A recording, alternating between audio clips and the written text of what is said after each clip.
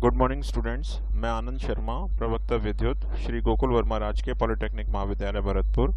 आज विद्युत अभियांत्रिकी के एक महत्वपूर्ण विषय ईई 209 इलेक्ट्रिकल वर्कशॉप के एक महत्वपूर्ण topic maintenance and repair of transformer के विषय में इस वीडियो लेक्चर के माध्यम से डिस्कस करना चाहूँगा।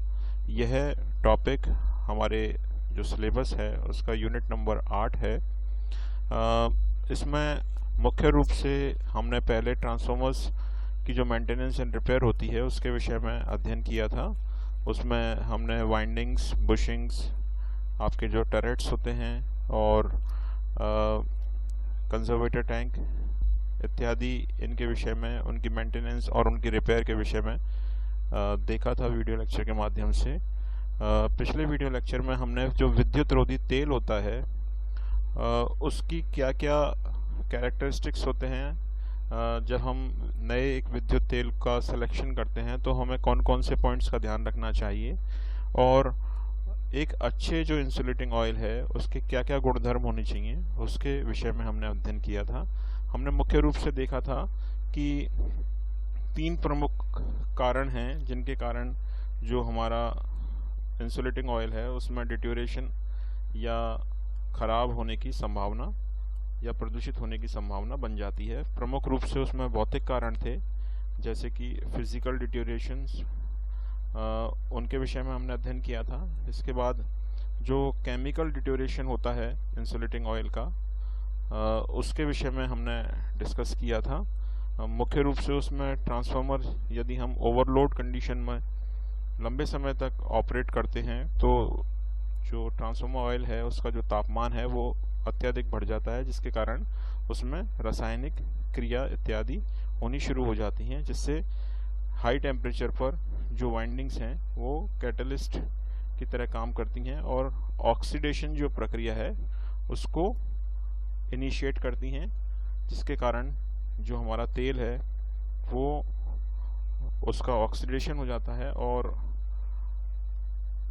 उसमें प्रदूषण की संभावना बढ़ जाती है। इसी प्रकार से गैसों की जो उपस्थिति है उसके कारण भी वाइंडिंग्स, हमारी जो इंसुलेटिंग ऑयल है उसका डिट्यूरेशन होता है।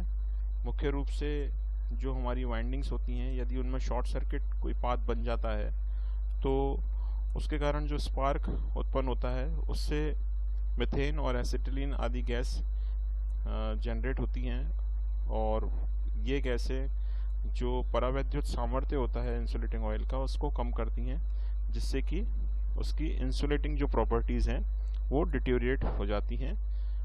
इसके बाद हम विद्युत रोधी जो तेल है उस पर नमी और तापमान का प्रभाव भी देखते हैं। हमने जैसे देखा था कि जो हमारा तेल है, तेल में पानी या नमी या अन्य किसी प्रकार की अशुद्धियाँ जैसे धूल, फाइबर इत्यादि, इसके जो परावैद्युत सामर्थ्य है उसको बहुत अधिक कम कर देते हैं।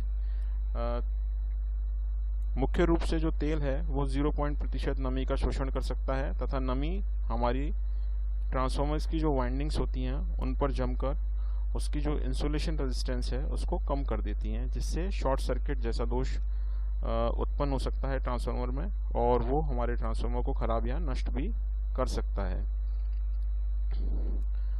नमी के कारण जो विद्युत सामर्थ्य है वो ड्राई ऑयल की अपेक्षा 1.5 उसकी जो विद्युत सामर्थ्य है उसको 1.5 गुना तक कम वो कर देती है।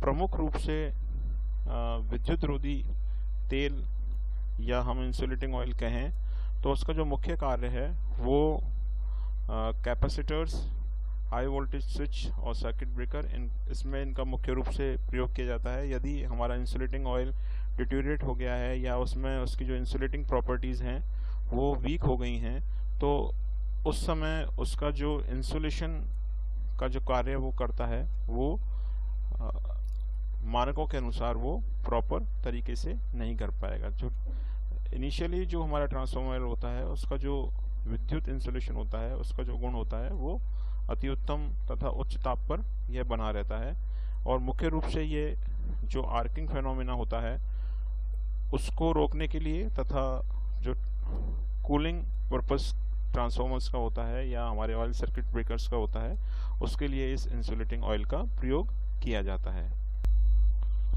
विद्युत रिद्धि जो तेल है उसके शुद्धिकरण की प्रमुख रूप से हम 3 विधियों का अध्ययन अपने सिलेबस में करेंगे। पहला है ब्लॉटर फिल्टर मेथड, दूसरा है सेंट्रीफ्यूगल मेथड और तीसरा है स्ट्रीमलाइन फिल्टर मेथड। फिल्ट्रेशन करने से पूर्व हम जो ट्रांसफार्मर हमारा इंसुलेटिंग ऑयल है उस पर IS 1866-1983 के अनुसार कुछ इनिशियल टेस्ट कर ये पता लगा लेते हैं कि जो हमारा इंसुलेटिंग जो ऑयल है वो डिटेरियोरेट हो गया है। प्रमुख रूप से जो हम टेस्ट कंडक्ट करते हैं उसमें डाइलेक्ट्रिक स्ट्रेंथ टेस्ट, दूसरा क्रैकल टेस्ट, तीसरा एसिडिटी टेस्ट, चौथा जो है वो स्लज टेस्ट और पांचवा जो टेस्ट हम करते हैं वो है फ्लैश पॉइंट टेस्ट। इन प्रमुख टेस्टों से जो हमारी वैल्यू उत्पन्न होती है उससे हमें ये आइडिया लग जाता है कि हमारा जो इंसुलेटिंग ऑयल है वो डिटेरियोरेट हो गया है। तो प्रमुख रूप से बेसिक जो तेल के शुद्धिकरण की ज़रूरत है वो किस लिए है, ये फिल्ट्रेशन मेथड पढ़ने से पहले हम एक बार स्टडी कर लेते हैं। मुख्य रूप से तेल शुद्धिकरण का जो मुख्य उद्देश्य है वो तेल को पानी, कार्बन, जंग, धूल, कीचड़, फाइबर, घुलनशील नमी तथा गैसों इत्यादि जो दूषित पदार्थ हैं उनसे मुक्त करने के लिए हम तेल शुद्धिकरण करते हैं। विद्युत रोधी जो तेल होता है उसकी जो डाइलेक्ट्रिक स्ट्रेंथ है उसको बनाए रखना अति महत्वपूर्ण है, क्योंकि ये हमारे जो उपकरण हैं, विद्युत उपकरण, उनकी सेफ्टी और उनकी लाइफ, उन दोनों के लिए बहुत इम्पोर्टेंट है। हमारा जो इंसुलेटिंग ऑयल होता है वो हाइग्रोस्कोपिक बेसिकली होता है और जब हम सर्किट ब्रेकर्स को खोलते हैं या बंद करते वक्त उनमें जो विद्युत आर्क उत्पन्न होता है उससे बहुत अधिक तापमान उत्पन्न हो जाता है, जिससे तेल में कार्बन आ जाता है। तेल में घुली वायु तथा अत्यधिक ताप के कारण तेल का ऑक्सीडेशन होता है, जिससे टैंक के तल तथा वाइंडिंग की सतह पर कीचड़ जम जाता है।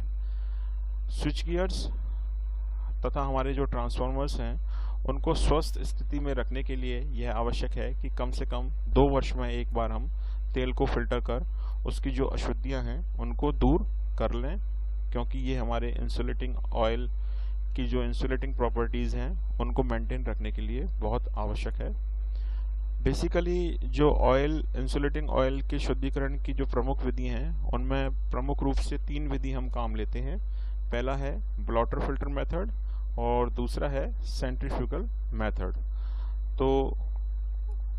और तीसरा जो प्रमुख जो मेथड है फिल्ट्रेशन का वो है स्ट्रीमलाइन फिल्टर मेथड।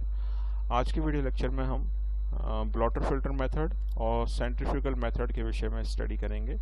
अगले वीडियो लेक्चर में हम स्ट्रीमलाइन फिल्टर मेथड, क्योंकि वो डिटेल में है और इम्पॉर्टेंट भी है, उसके विषय में अध्ययन करेंगे। और उसकी जो चैम्बर होता है, फिल्टर चैम्बर, हीटर चैम्बर, इनके विषय में अध्ययन करेंगे। सबसे पहले हम ब्लॉटर फिल्टर मेथड या चूषक फिल्टर विधि, इसके विषय में अध्ययन करते हैं। बेसिकली यह विधि फिल्ट्रेशन विधि में सबसे सरल है। इस विधि में हमारा जो इंसुलेटिंग ऑयल है उसको हम सर्वप्रथम किसी ड्रम में डालकर किसी हीटर के माध्यम से 0 से 60 डिग्री सेंटीग्रेड तापमान तक हम इंसुलेटिंग ऑयल को गर्म कर लेते हैं। इसके बाद हम तेल को दूसरे ड्रम में एक विशेष प्रकार के फिल्टर पेपर या हम कहें ब्लॉटर फिल्टर जो पेपर होता है उसके द्वारा हम छान कर जो हमारा दूषित पदार्थ है तेल के अंदर वो उस ब्लॉटर फिल्टर पेपर पर जमा हो जाता है। इस विधि से हम बहुत आसानी से तेल को गर्म कर हमारा जो इंसुलेटिंग ऑयल है उसमें जो कीचड़ या अन्य प्रकार की जो अशुद्धियाँ जमा हो गई हैं उनको फिल्टर पेपर की मदद से ईजिली सेपरेट कर सकते हैं और अपने इंसुलेटिंग ऑयल की इंसुलेटिंग प्रॉपर्टीज़ को मेंटेन कर सकते हैं। इसके बाद जो दूसरी विधि है फिल्ट्रेशन की वो है सेंट्रीफ्यूगल मेथड, या हिंदी में इसको कहें तो अपकेंद्रित विधि फिल्ट्रेशन की।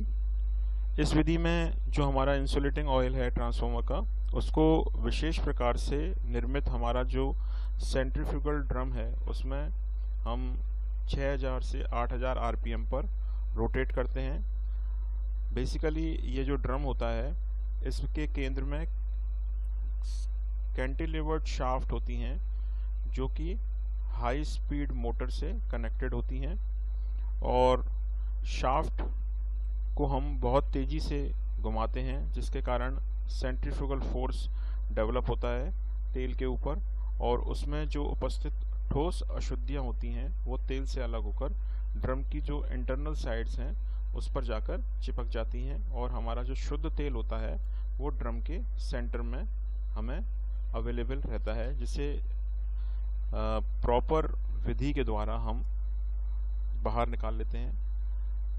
बेसिकली इसमें फुहार विधि हम ऑयल को निकालने के लिए यूज़ करते हैं। इस फुहार विधि में उच्च गति पर तेल के सेंट्रीफ्यूगल फोर्स डेवलप होने के कारण तेल हमारा जो है वो स्प्रे के रूप में हमें बाहर मिलता है, जिससे तेल में जो नमी है उसका भी वाष्पीकरण हो जाता है तथा तेल में जो गैस डेवलप हो गई हैं वो भी निकल जाती हैं।